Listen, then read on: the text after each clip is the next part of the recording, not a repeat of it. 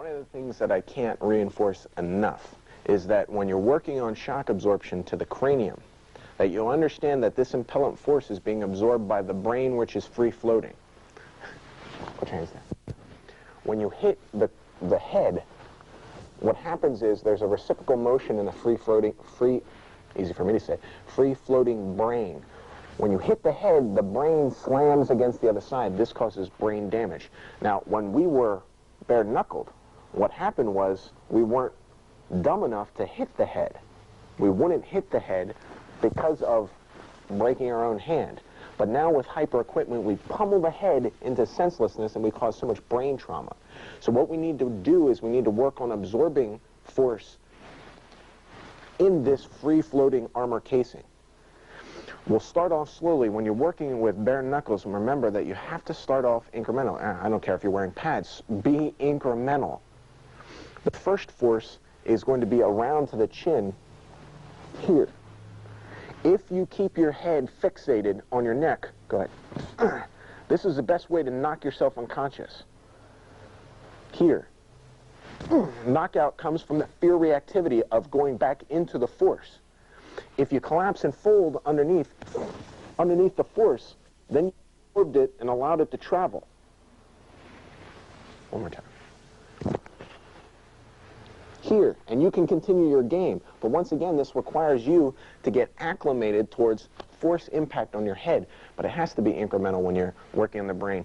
Even the slightest nudge, when you hit that armor casing, if it causes a reciprocal snapback, you're going to be causing brain trauma. So remember, incremental, slow, slow, slow, as the person develops this and reclaims this attribute of flowing into a strike. Then they can continue their game. Okay? Then you can work on your individual techniques. You can work on accessing your particular fighting skills. On a straight punch, you still have to absorb down into it. If your chin's sticking out like a doorknob, you're going to get knocked unconscious. Your mandible will shove back and break off.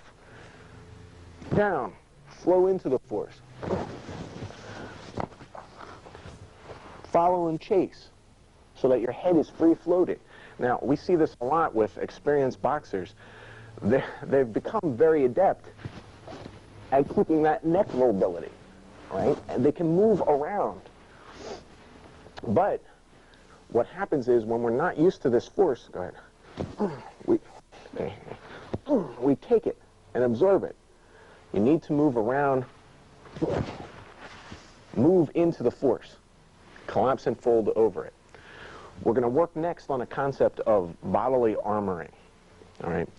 In bodily armoring, we're going to take and expel all the air from our lungs. So we're at that full exhalation point. And remember, the optimal performance zone happens at the end of exhalation, irrespective of sport, irrespective of any sport. Optimal performance zone is at the end of exhalation. So we'll work from here, from absorbing blows. We'll start with a blow to the back and side.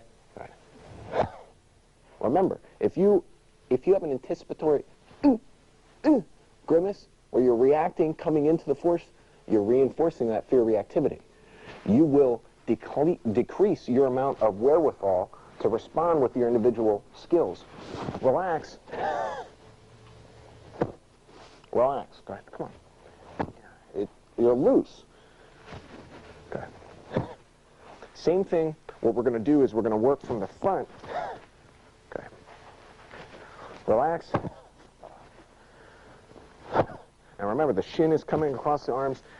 Don't kick each other in the face. Don't kick each other in the joints. Don't spike each other. Look for ways to embed force without doing trauma to the body. Injurious trauma, where you're not trying to cause injuries to your partner. You're trying to give them increasing levels of force so that they can respond by relaxing. Relaxing.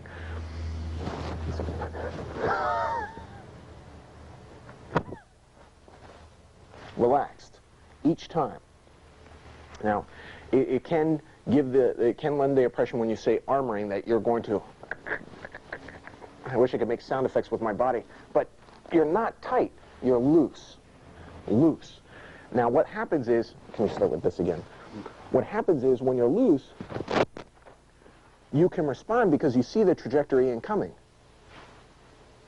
If you don't, if you're fear reactive, then what happens is my visual stimulus goes to my brain. My brain has to tell my muscles to respond. That's a long travel route. But if the cue is the same because I'm relaxed, all it has to be is muscle, spine, muscle. You're relaxed. You can move into the force. Here, come in closer. You can move into the force just the same as it comes in because you're used to. You're used to that impellant force. You're used to remaining loose, so you can relax. You're not afraid of that incoming force. Fear is the biggest detriment to all of our training. It doesn't matter what sport, it doesn't matter any style of martial art. Your ability to control and manage your own fear reactivity is the crux and cornerstone of your ability to access your fighting skills. And this is the wrap-up then for shock absorption. This does not mean, once having watched this, that we now have these new skills of shock absorption, because they aren't skills.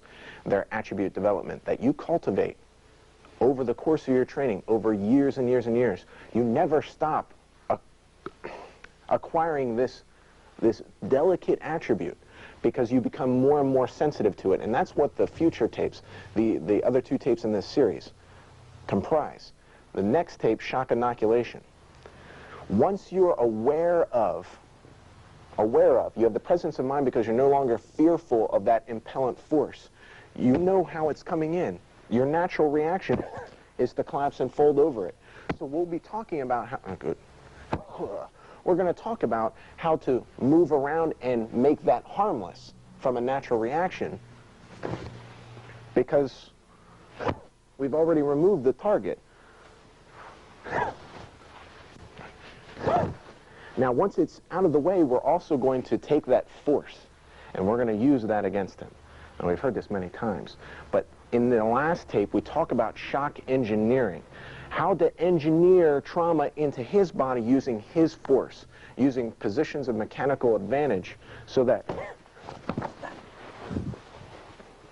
we take and use our body and his force, use his force against him. So we'll see that in future tapes, in the next two tapes in this series.